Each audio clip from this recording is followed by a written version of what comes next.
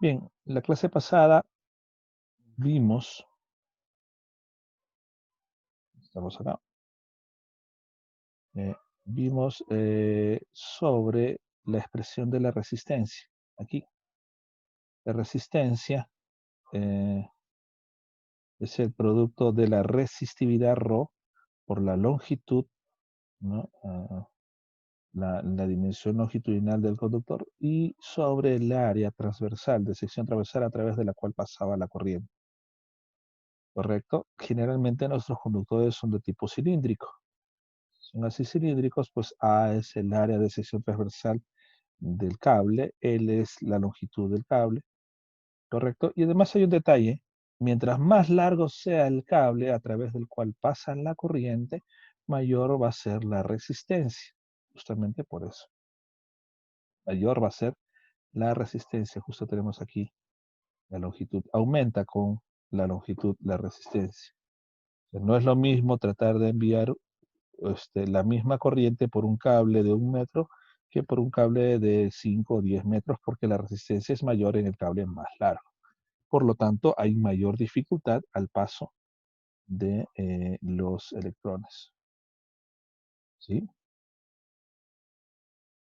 Entonces, bueno, aparte de la resistencia que hay en los cables, en general, si es un cable, si hablamos de un cable de cobre, por ejemplo, como ya hemos notado, el valor de su resistividad aquí es un valor muy pequeño, ¿sí? Es un valor muy pequeño. Así, un cable de cobre de 1 metro o de 5 metros tiene resistencia, perdón, que también es bastante pequeña. Entonces, cuando hablamos de circuitos eléctricos, desde el punto de vista ideal, los cables, siendo buenos conductores ellos, la resistencia podría ser despreciable. Ahora, existen en los circuitos eléctricos unos componentes que tienen el nombre específico de resistencia, que son una especie de cilindritos, así como se ve en la figura, cilindritos, ¿sí? Cuyo valor sí, o cuya función sí es generar una resistencia específica, ¿no? De acá. Lo van a ver de varias formas, es una especie de pastillita media ovalada quizás, ¿no? ¿Sí? Esto lo venden en las electrónicas, son resistencias. Y donde tienen valores específicos ¿ya? Estos valores específicos de resistencia, eh, en muchas resistencias se denota a través de un código de colores.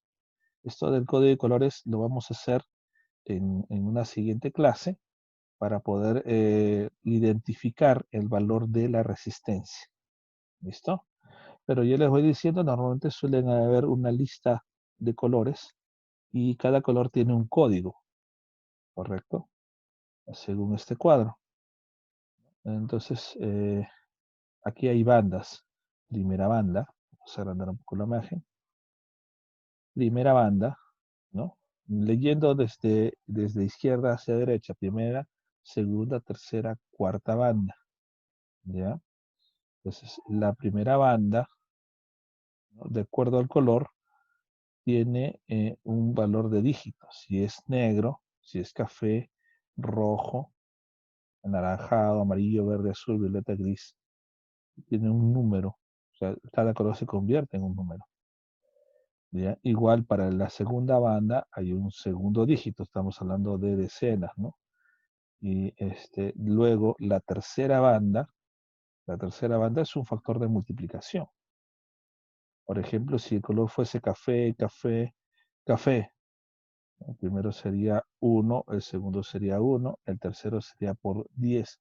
Si hablamos de café, café y café, sería 11 por 10, estamos hablando de 110 ohmios. Y así sucesivamente, ¿no? En la tercera banda, el tercer color es un factor de multiplicación. Multiplica a los primeros, en la primera y la segunda banda. Esto lo vamos a hacer más adelante en una práctica, Y en la cuarta banda suele ser la tolerancia. Se refiere a la tolerancia a la precisión de la resistencia que tenemos a mano. Es decir, las resistencias cuando son elaboradas, ¿ya?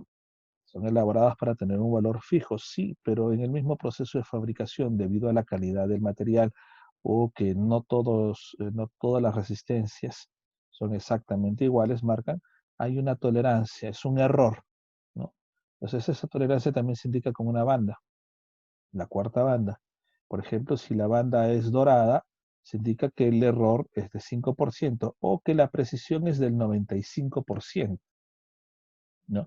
Si la banda es plateada, el error es 10% o la precisión es del 90%. Por supuesto, si la banda es dorada, hablamos de una resistencia más precisa que si la banda es plateada. De mejor calidad si es dorada que si es plateada. ¿Listo?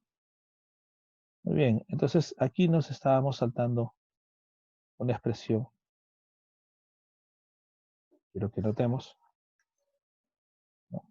B es igual a I por R, ¿no?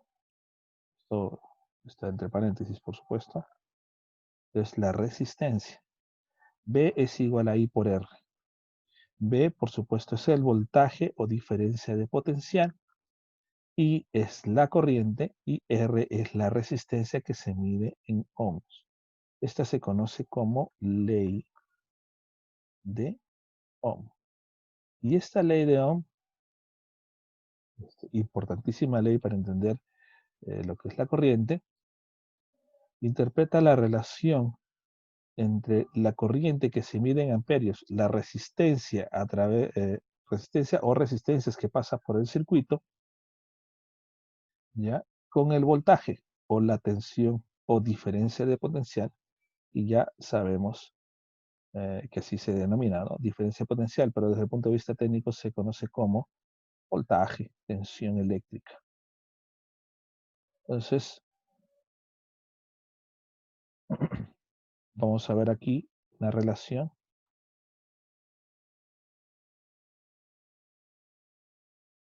Entonces, tenemos aquí símbolos, simbología para diagramas de un circuito eléctrico, ¿correcto?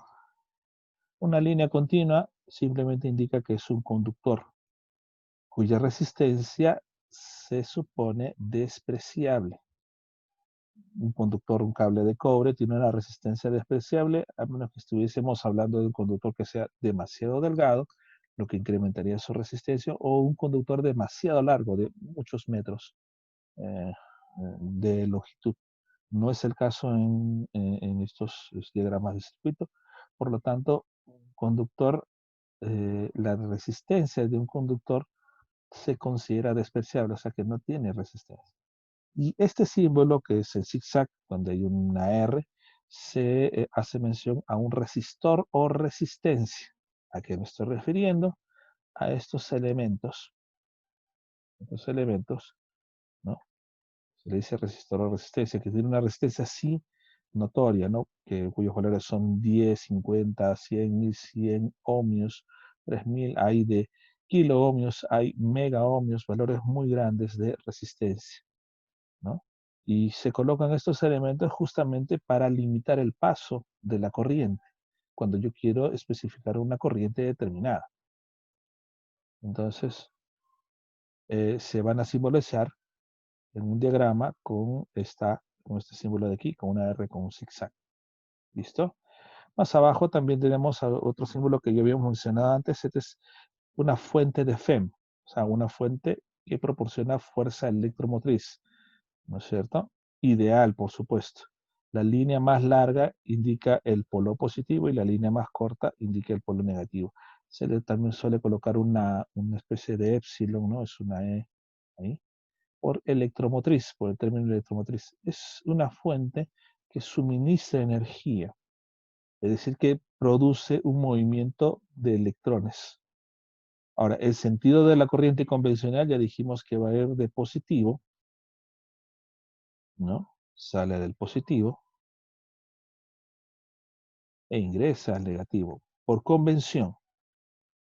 Pero en el caso real, la corriente sale siempre del polo negativo, ¿no? Pero este sentido es el que nosotros vamos a basar para nuestros cálculos, ¿ya? Aquí más abajo mencionamos, si bien una FEM es una pila, es un generador, una batería, ¿ya? En el caso real, una batería también tiene una resistencia dentro de sí misma.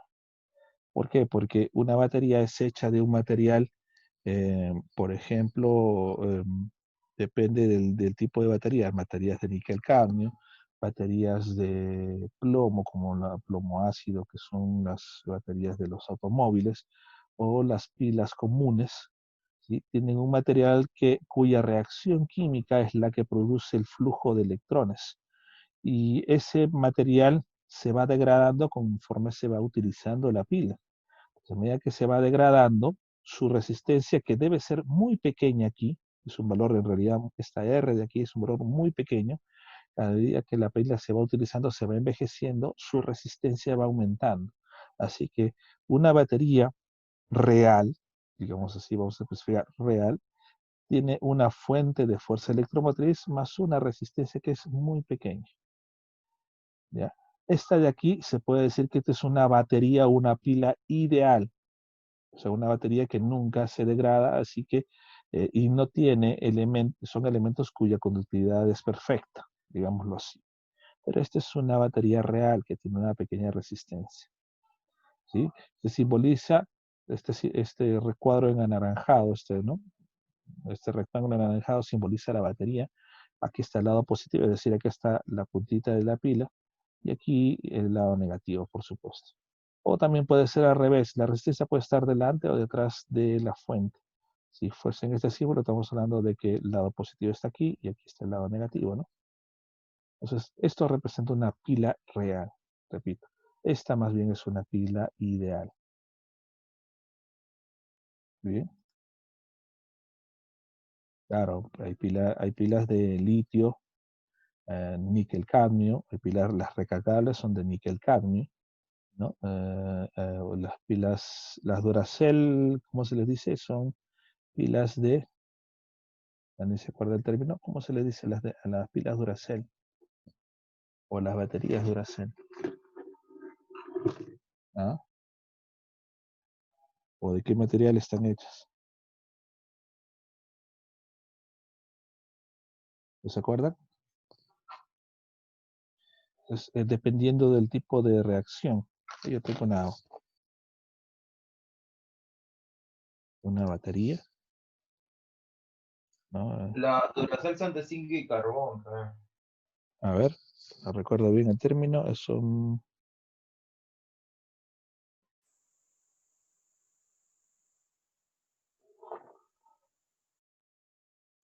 Al lado de dura mucho más, dicen.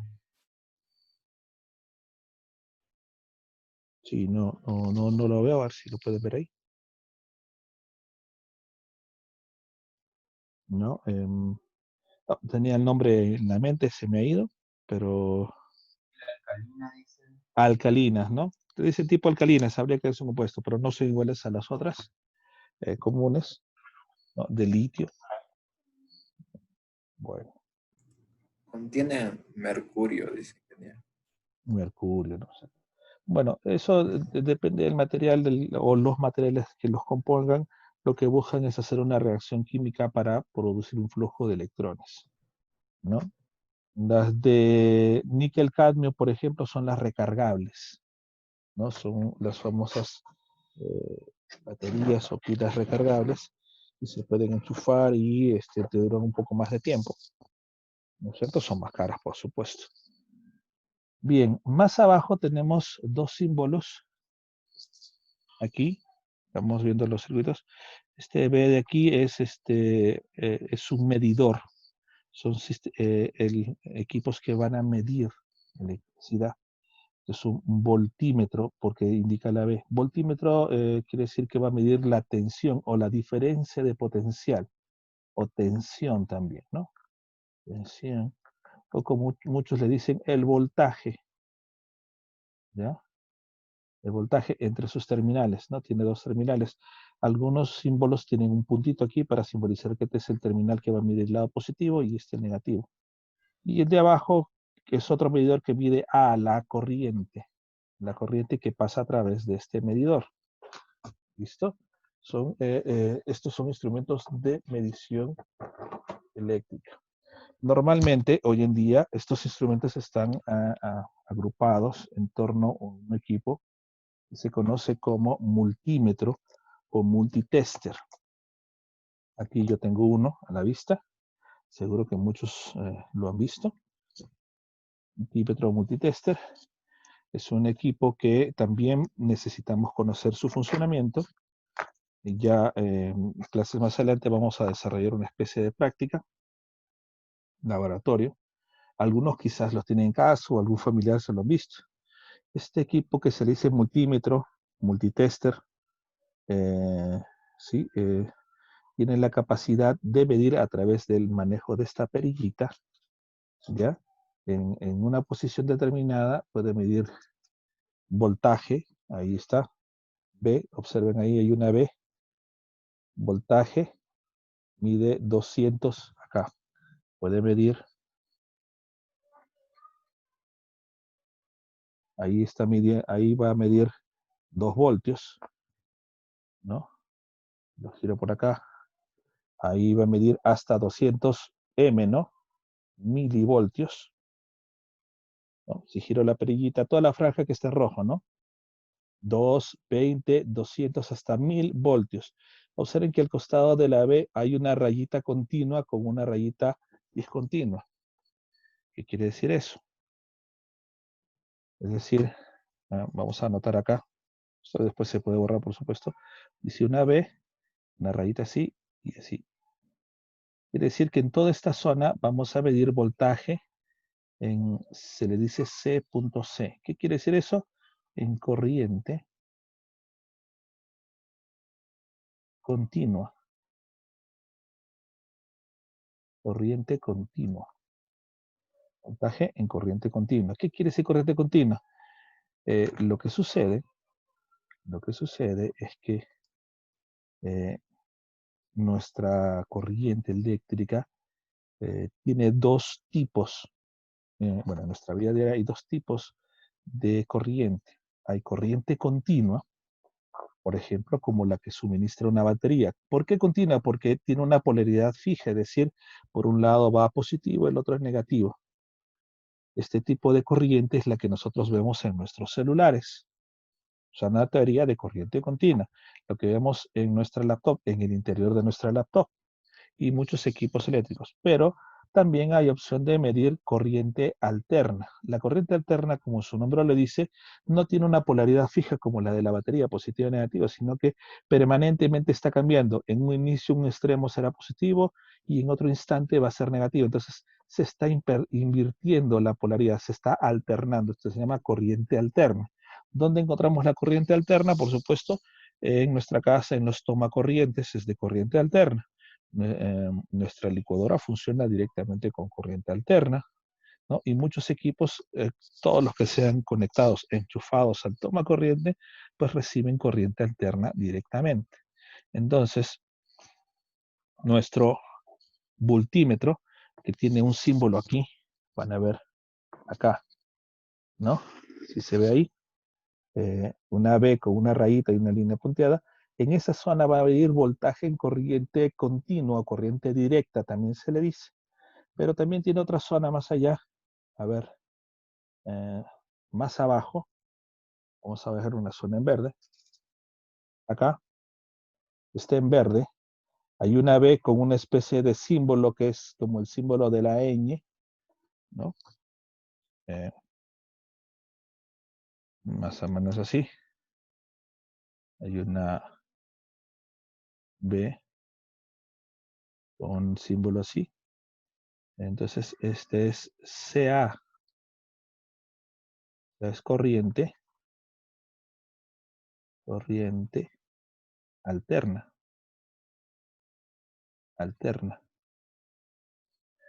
Que cuando yo lo selecciono, cuando se selecciona en esa posición, ahí sí se puede ver, en esa posición, yo puedo medir las señales alternas, es decir, podría conectar este voltímetro. Cuando está en B, el multímetro se llama voltímetro porque está midiendo voltaje o tensión. Entonces lo puedo conectar en las tomas de un toma corriente. Un toma corriente de nuestra casa mide más o menos 220 voltios. Más o menos, en algunos casos es un poquito mayor, un poquito menor porque es fluctuante. Entonces todo lo que sea medir corriente alterna en la zona que está ahí en verde, selecciona este multímetro, nos dice que puede medir hasta 700 voltios de corriente alterna. Y en continua nos puede medir hasta 1000 voltios de corriente continua. Entonces, cuando esté en esas dos zonas, mide tensión, voltaje o diferencia de potencial en corriente continua o corriente alterna. Y bueno, por ahí girando en la perilla van a encontrar otra zona, que es la A. A indica que es un amperímetro. Ahí está en la función de amperímetro, va a medir corriente continua en verde o corriente alterna en rojo, más abajo. ¿Sí? Entonces, cuando nosotros utilizamos este multímetro, hay que tener cuidado de saber qué es lo que estamos midiendo, si es una señal continua o directa, continua o directa se le dice, o alterna, ¿correcto? Corriente alterna. Por supuesto, este multímetro tiene otras opciones más para medir resistencia en la zona de arriba, porque si se fijan ahí hay un símbolo de omega, ¿no? Eso es ohmios, y este multímetro tiene capacidad de medir desde 200, 2K hasta 200 mega ohmios puede medir. Esas son las funciones básicas de un multímetro. Ya luego vamos a explicar cómo se realizan estas conexiones. Las conexiones, esto es una práctica posterior, pero existen por supuesto multímetros que tienen la capacidad de medir otros parámetros más. Algunos miden temperatura, pueden medir algunos diodos, pero un multímetro esencial mide tres cosas: voltaje o tensión o diferencia potencial en continua o en alterna, corriente, ¿no? Continua o alterna, y resistencia. Son los elementos básicos que mide un multímetro. Y tiene varias otras funciones más. Hay unos botoncitos acá para medir diodos, pero generalmente un multímetro tiene esa capacidad. No son muy caros, siempre es bueno que, claro, cuando termine esta pandemia y los precios se hayan ajustado un poco, un multímetro sencillísimo nos puede costar entre 20, 25, 30 soles, ¿no? ¿Sí? Claro, los hay desde ese valor hasta mucho más caros, ¿no? Pero siempre es bueno tener uno a la mano para poder hacer algunas mediciones. ¿Listo? Entonces, en simbología, si estamos midiendo voltaje, es un símbolo así, B, y si estamos midiendo corriente, es A. ¿Listo? Bueno, aquí tenemos en la figura de la derecha, ¿sí? Un circuito muy, muy básico, por supuesto. Todo circuito básico tiene que tener eh, tres cosas. Un elemento que suministre energía, que en este caso es una batería, con su polaridad positiva y negativa, y tiene que haber otro elemento que consume esa energía, porque ya que la batería está entregando una energía, esa energía tiene que irse a algún sitio, ¿no? Por ejemplo, si yo intentase unir con un solo cable el polo positivo y el negativo de una batería, lo que podría pasar es un chispazo, dependiendo de la potencia que envía la batería, pues hasta una explosión, ¿no? Eh, ¿Por qué? Porque si yo conecto un cable, digamos, de cobre, que tiene muy baja resistencia, digamos que esa corriente que sale por un lado, a la velocidad que se mueve, ¿sí? Al no tener mucha resistencia, esa energía no tiene dónde disiparse, entonces puede haber un daño irreversible de la batería. Han habido casos en los cuales se tienen baterías de automóviles y se juntan, se cruzan los cables y se daña la batería, o puede haber un incendio o puede haber una pequeña explosión, ¿no? Entonces, todo circuito debe tener un elemento de suministro de energía y un elemento de consumo. Aquí el elemento de consumo es el foquito. Dentro del foquito hay una resistencia y a través de esa resistencia se disipa la energía, ¿no? En forma de luz, y calor, ¿no? Se disipa esa energía en forma de luz y calor. Y los cables, por supuesto, son el tercer elemento, que son los conductores a través de los cuales fluye esta energía, estos electrones. ¿Ya? Entonces tenemos una fuente de fuerza electromotriz, que es nuestra batería, una fuente de consumo, que es un elemento resistivo, ¿no? Por ejemplo, todos nuestros equipos son elementos resistivos. Nuestra laptop, nuestro celular, nuestros focos de luz en casa, nuestros equipos de sonido son elementos resistivos porque a través de ellos la energía se acopia y se utiliza, se disipa en sonido, en calor, en luz, ¿no? Como en la laptop. ¿Listo? ¿Sí? Entonces, este equipo aquí, este equipo que podemos visualizar a la derecha, tiene un esquema básico. ¿Sí? Este de acá, vamos a agrandarlo un poquito más. Tiene un esquema traducido a circuitos de esta forma. Esto de aquí, repito, esta figura de aquí, si lo quiero diagramar, ¿no?, con la simbología que hemos visto hace un instante, este de aquí se convertiría en este esquema de acá. Todavía está la batería ahí, ¿no? Ya no hace falta, pero el circuito es este. Tenemos una fuente de fuerza electromotriz, cuya letra es E.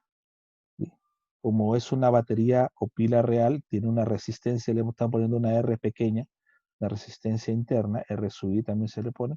Todo esto es la batería, de un lado sale positivo y el otro es el borde negativo.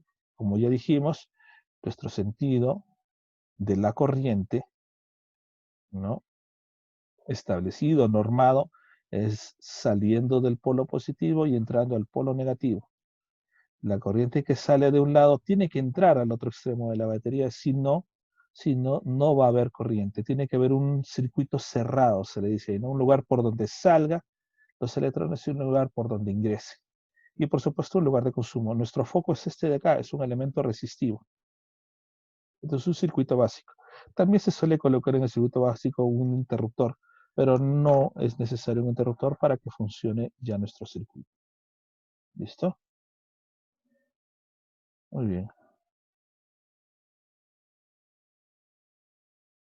Hablando de fuentes, o sea, de baterías, de fuentes que proporcionan energía, hay varios tipos de fuentes, ¿correcto? Nosotros todavía no vamos a entrar en la definición en particular, nosotros queremos conocer lo elemental, pero aquí también está definido, ¿no? Fuentes independientes, dependientes de tensión e intensidad, ¿no? Que controlan uno o dos parámetros, que son la tensión y la intensidad de corriente, ¿correcto? Esto lo vamos a pasar un poquito más hacia adelante.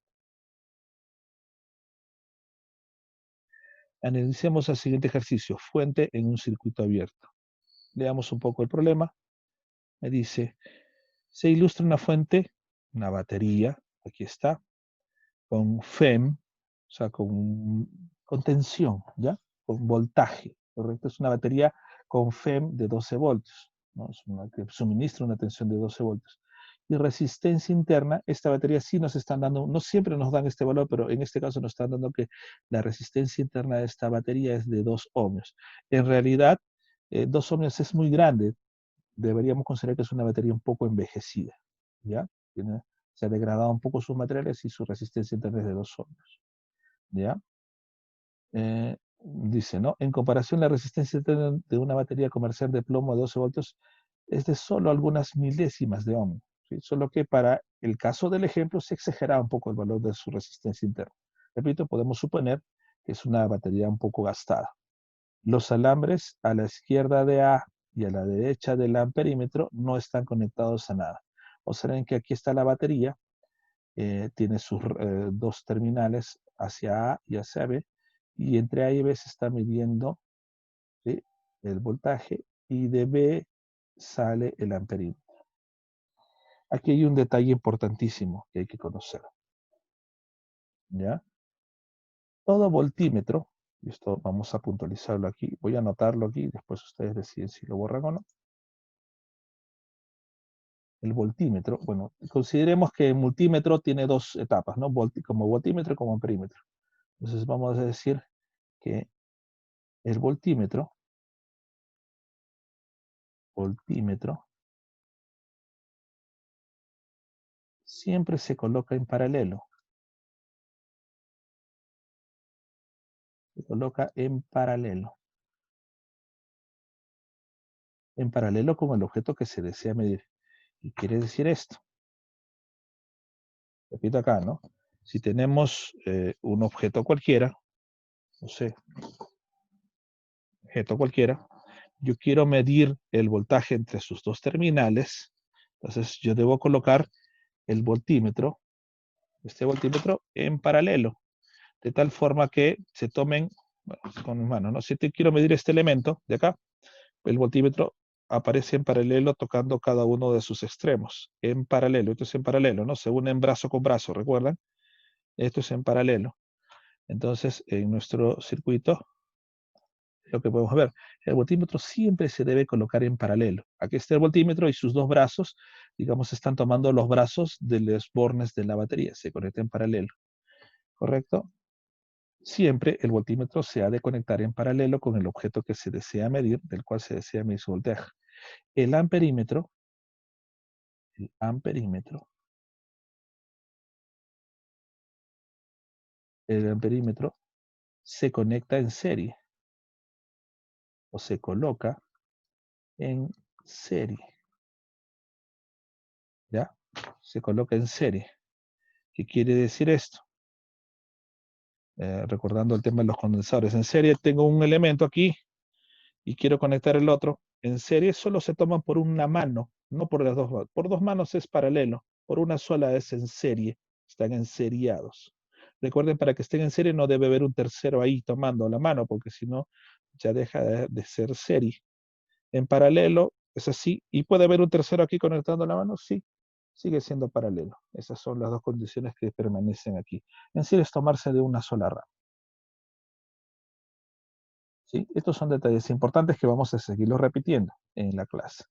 Entonces me dice determine, quiero determinar las lecturas del voltímetro ideal y del amperímetro también ideal. ¿Por qué se le dice ideal? Bueno, los voltímetros ideales se supone que miden el valor exacto. Los reales miden un valor casi exacto, pero por el momento eso no es materia de nuestro estudio. Tenemos el voltímetro conectado en paralelo y el amperímetro conectado en serie, por lo menos una rama. ¿Correcto? El voltímetro mide la tensión o diferencia potencial y el amperímetro mide la corriente. ¿Ya? Primero, el voltímetro va a medir el voltaje que hay entre los dos. ¿Ya? Y lo que va a medir el voltímetro al estar conectado entre A y B es el voltaje mismo de la FEM, de la fuente de fuerza electromotriz, es decir, el voltímetro va a registrar 12 voltios. Esta resistencia, en este caso, no va a actuar. ¿Por qué? Porque para que actúe esta resistencia, la resistencia lo que hace es afectar la corriente. Observen aquí un detalle cuidadoso. Para que la corriente fluya tiene que haber un circuito cerrado, dijimos, es decir, tendría que estar conectado así. Y este no es el caso. Es decir, nuestro circuito está abierto. Está abierto.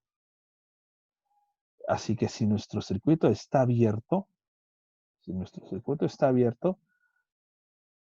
no hay flujo de electrones, no hay intensidad de corriente. Densidad de corriente.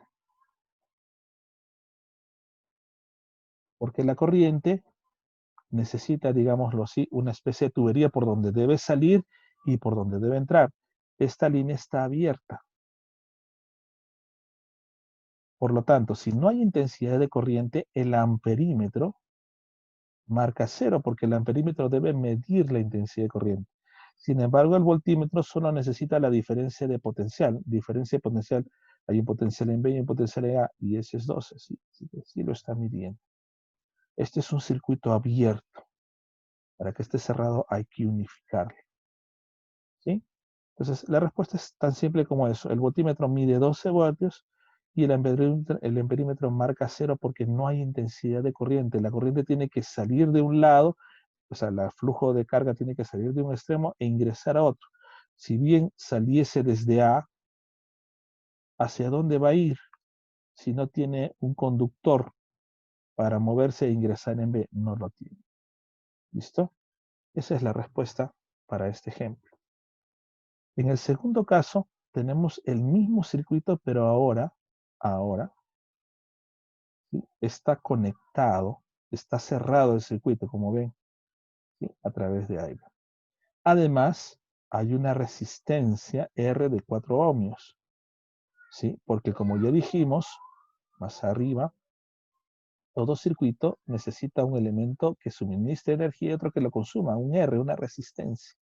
Entonces, aquí está esa resistencia. Se ha colocado una resistencia de 4 ohmios y se ha cerrado el circuito a través de A', B', y ahora sí el amperímetro está conectado ahí. En términos sencillos, un amperímetro se conecta entre los dos elementos, interrumpiendo por momentos el paso de la corriente. Digámoslo así, yo tengo un circuito que está pasando aquí y quiero medir la corriente que pasa a través de este elemento.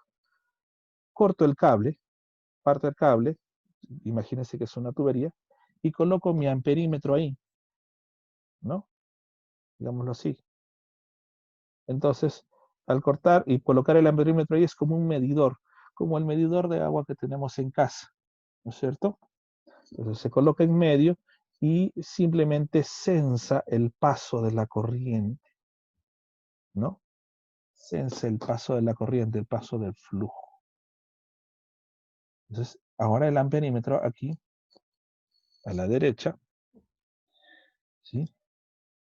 Tiene una carga que está yendo, siempre sale el polo positivo, salen con I, pasa por la resistencia, ingresa, pasa, cruza el amperímetro y entra por el lado negativo de la batería. Ahora hay una corriente. ¿Ya? Ahora, ¿qué dicen ustedes? ¿El voltímetro medirá 12 voltios? Ahorita no mide 12 voltios. ¿Por qué no mide 12 voltios? Porque ahora que hay corriente, la resistencia está interna de 2 ohmios, sí está actuando bajando la tensión. ¿Y cómo ocurre eso? A través de la ley de Ohm.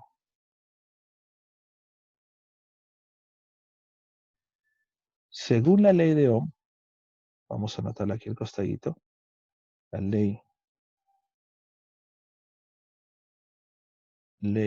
de Ohm, o HM, le dice que el voltaje o tensión es igual a I, la corriente, intensidad de corriente se le dice, por R, el valor de la resistencia.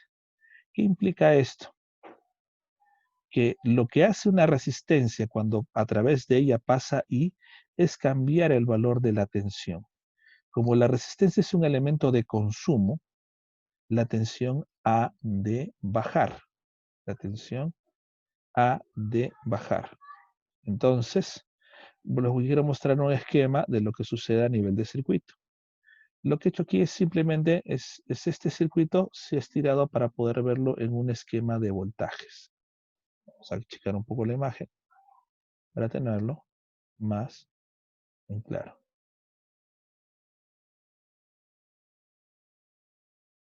¿Listo? Y está. Entonces, ¿qué es lo que pasa en este circuito? Recuerden que la corriente sale del positivo. ¿Está? Bueno, ya está ya en el diagrama, ya está ya la corriente. Este es I. Voy a poner I. Pasa por su resistencia interna. Sigue avanzando, pasa por la resistencia externa de 4 ohmios, sube y debe ingresar al polo negativo. ¿Sí? Acá ya está el valor de 2A, explico cómo es. Inicialmente, el potencial en el extremo positivo es de 12 voltios, más 12 voltios para ser exactos, ¿sí? Más 12. ¿Ya? En la gráfica lo vamos a ver. El negativo me indica que inicialmente es 0. Cuando estamos en el extremo positivo, el voltaje o la tensión a la diferencia potencial pasa de ser 0 a 12 voltios. Eso es lo que hace la fuente de fuerza electromotriz. Eleva el potencial. 12 voltios. Aquí en la gráfica tenemos 12 voltios. Pasa a través del conductor. Vamos a agrandarlo un poquito. Pasa a través del conductor. Y como el conductor es ideal, el potencial se mantiene en 12 voltios. Justo cuando va a ingresar a la resistencia y cruzarla, ya que la resistencia tiene, dijimos que la resistencia, digamos, esta resistencia pequeña tendría un valor, ya que B es igual a I por R, R va a ser igual a I sobre B. ¿Correcto? ¿Sí? La resistencia es igual a I sobre B. Lo que hace la resistencia es bajar el potencial. ¿Por qué? Porque de alguna forma está consumiendo energía. Consume energía y debido a ese consumo de energía, el potencial que era 12 voltios baja. Todavía no sabemos el valor, aunque en la gráfica ya está definido, vamos a determinar por qué sale 8. Baja. Pasa por la resistencia interna y al salir, otra vez estamos en el conductor, el potencial se mantiene. Repito, el valor de 8 todavía no lo hemos determinado, pero ahorita lo vamos a ver. ¿Sí? Se mantiene el potencial y a continuación va a pasar por la resistencia de 4 ohmios. Nuevamente va a bajar el potencial. Y tiene que bajar tal que entre estas dos resistencias, este potencial que se elevó 12 voltios debe regresar a cero, porque debe regresar a cero en el terminal negativo. 0 sube a más 12 y baja una porción, baja otra proporción, tal que al llegar otra vez al terminal debe ser 0. Porque todo el potencial que se ha elevado en la fuente debe ser repartido o debe ser gastado o bajado o caído, ¿sí?, hasta 0 para conservar la energía, porque la energía tiene que conservarse. Toda la energía que se suministra es igual a la energía que se consume. Entonces nuestro circuito queda así. ¿Correcto? Ahora, ¿cómo salen estos valores? ¿Ya? ¿Cómo salen estos valores? Lo que sucede es lo siguiente, y me voy a adelantar a un cálculo. ¿Sí? Este circuito se va a reducir a un circuito simple como el que vamos a mostrar ahora. Acá está nuestra fuente. En primer lugar, vamos a borrar acá. Vamos a volver a anotar. Tenemos nuestra fuente, cuyo valor es 12 voltios. Y estas dos resistencias las voy a sumar. Y voy a poner en vez de 2, una sola resistencia. Cuyo valor, ¿sí?, aplica una forma muy parecida a cuando asociamos los condensadores, solo que al revés. Cuando están en serie, recuerdan cuando hablamos de condensadores, en serie los condensadores se sumaban inversamente, pero aquí en serie las resistencias, para obtener una resistencia equivalente, es una suma directa. Así que si teníamos una resistencia de 2 ohmios más una resistencia de 4 ohmios, la resistencia equivalente es de 6 ohmios, ¿correcto? Una vez que tengo esta resistencia de 6 ohmios, aplico la ley de Ohm. Ley de OHM. A este circuito simplificado, que tiene una fuente de 12 y una sola resistencia de 6. ¿No es cierto? ¿Para qué? Para averiguar cómo es la corriente. Quiero saber cuál es el valor de esta corriente. Según la ley de Ohm, el voltaje es igual a I por R. Yo quiero saber I es igual a B sobre R. De forma que I es igual al voltaje, que es 12 voltios, sobre R, la resistencia, que es 6 ohmios. Esto me va a dar 2 amperios. La corriente entonces que está fluyendo por este circuito es de 2 amperios. Yo sé que no sabían cómo sumar las dos resistencias en serio inicialmente porque no lo hemos visto en clase. Algunos seguramente ya lo saben. Luego lo vamos a ver, es muy parecido al de los condensadores. Entonces ya sé que la corriente que está fluyendo por este circuito es 2 amperios. Una vez que tengo la corriente que fluye por este circuito, puedo saber cuál es el voltaje parcial que cae cuando pasa por 2 ohmios y cuál es el voltaje parcial que pasa cuando son 4 ohmios. Repito, la suma de esos voltajes de caída en 2 y en 4 debe ser 12 porque 2 está suministrándose y no más resistencias. Es decir, en términos simples, estos 12 voltios se deben estar repartiendo entre 2 y entre 4. Por proporcionalidad también lo podemos hallar, ¿no? ¿Sí? 2 a 4. Este es el doble de este. Pero lo podemos hacer usando la ley de Ohm. Entonces, aquí abajo pongo caída de tensión o voltaje es lo mismo. Caída de tensión. Vamos a borrar acá. Caída de tensión en las resistencias. Le digo caída porque es lo que hace una resistencia. Baja la tensión. ¿Ya? Y vamos a usar su propio subíndice. La misma ley de Ohm. Voy a hallar B para cada uno. Vamos a hallar la caída de tensión en la resistencia interna, que va a ser igual a I por R. La I es la misma para cada resistencia. Cuando están en serie, igual que en el condensador, cuando estaban en serie, las cargas eran iguales, ¿se acuerdan? Bueno, cuando están en serie aquí, las corrientes son iguales, porque la corriente es la carga sobre tiempo. Imagínense que es solo una tubería, recuerden física 2, una sola tubería.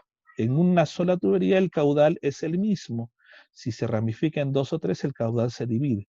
Esta es una sola tubería, el flujo que está fluyendo por esta sola tubería es el mismo, principio de continuidad, sí, el principio de continuidad en fluidos. Lo mismo ocurre aquí. Entonces, ya que la corriente es la misma, las dos resistencias reciben 2 amperios.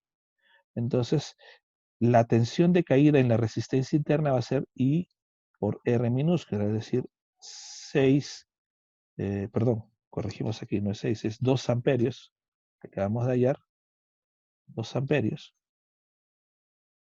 2 amperios, por el valor de la resistencia interna, que era 2 ohmios. Eso es 2 por 2, 4 voltios. O sea, de los 12 voltios que se están elevando aquí, 4 voltios debe caer en la resistencia interna. Y es lo que se ve, 12 cae 4 y quedan 8. Por lo tanto, la otra resistencia deben consumir los otros 8 voltios para que sea 0, porque tiene que regresar a 0 para que otra vez el sistema vuelva a subir 12 voltios. ¿No? Se eleva la tensión y baja hasta 0 y otra vez se vuelve a elevar. No puede quedar nada, tiene que irse a algún sitio. No retorna a la batería porque si no, no se mantendría el balance. Ahora, la caída de tensión en la otra resistencia sería 2 amperios también, porque la corriente no cambia, por 4 ohmios, y eso es efectivamente 8 voltios, tal que la suma es 12. Claro, si se está suministrando 12 voltios entre todas las resistencias, en este caso solo 2, deben repartirse los 12 voltios. Y eso implica que está bien.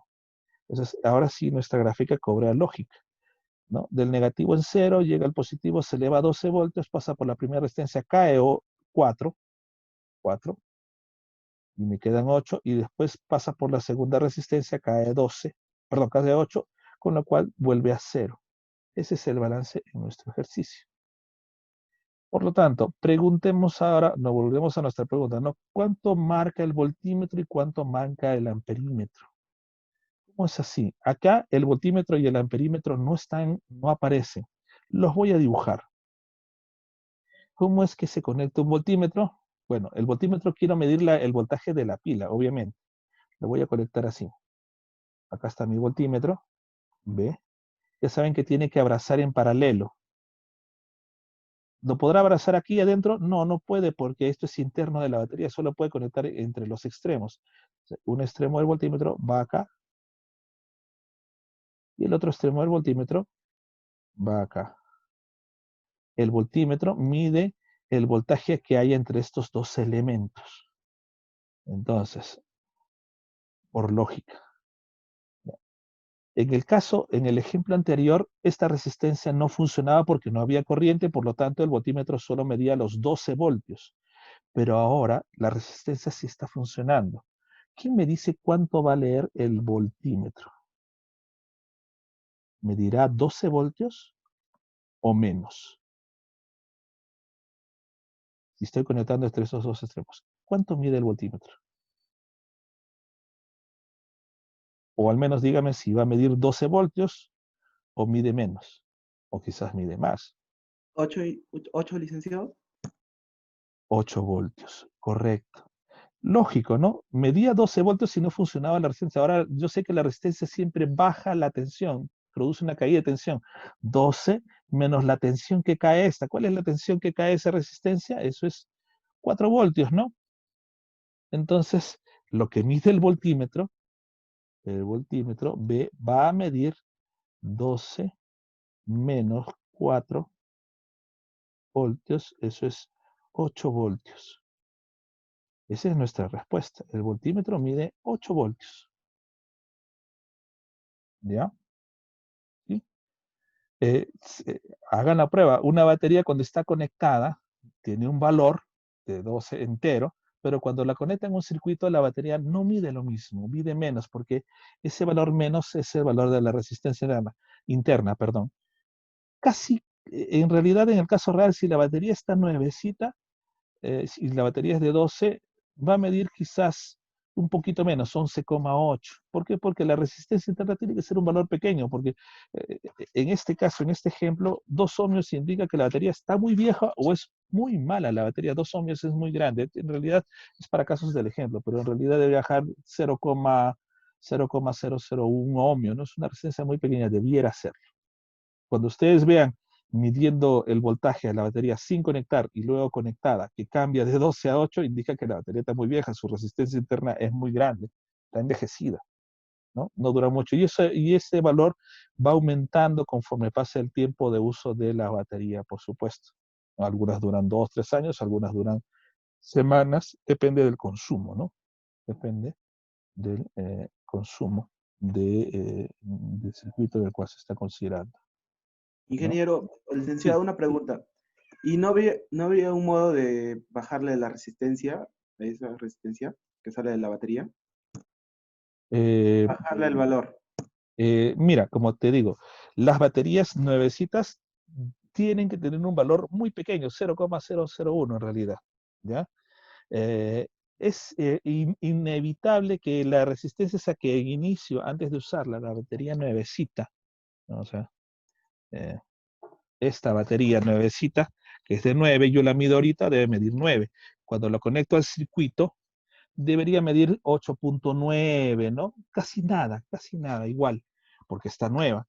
Pero a medida que la voy usando, 1, 2, 3, 4, 5, 6 veces, ya desconectada mide 9 y conectada a un circuito me va a medir 8,5, después va a dar 7, 6 y ya después el circuito no se enciende.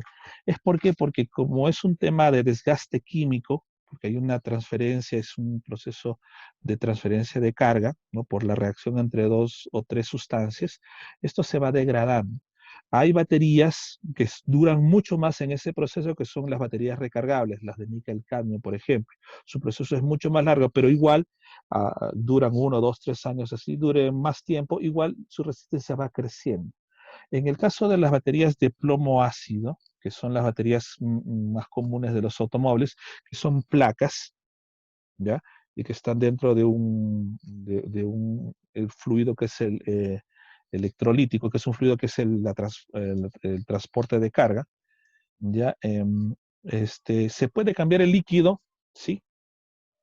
Con lo cual la batería tiene mayor duración, pero las placas también se van erosionando. Podrías cambiar las placas, ¿sí? Y reparar. En realidad, para los que tienen carro, cuando uno va a comprar una batería nueva, dice la batería cuesta 300 soles, sí, pero si me das tu batería vieja, te descuento 50 soles, me dicen. Obvio, porque lo que va a hacer es el agarrar la batería, destaparla, debe tener repuestos de cambio, la va a reemplazar y le va a poner otro líquido y va a poder funcionar otra vez. No tan perfectamente como era inicialmente, pero va a funcionar. Entonces, pero es un proceso químico. Ustedes saben que toda reacción química tiene un proceso irreversible, ¿no? Degradable, Ingeniero, ¿no? otra pregunta. Sí. O sea, para degradarse una batería, ¿sí o sí necesitas usarla o es el tiempo mismo el que lastima? Lo digo porque cuando iba a un taller así a preguntar, ¿no? Y decían que, o sea, uses o no la uses la batería, se iba a degradar. Entonces, por eso Ah, era mi pregunta. sí, es cierto, es cierto.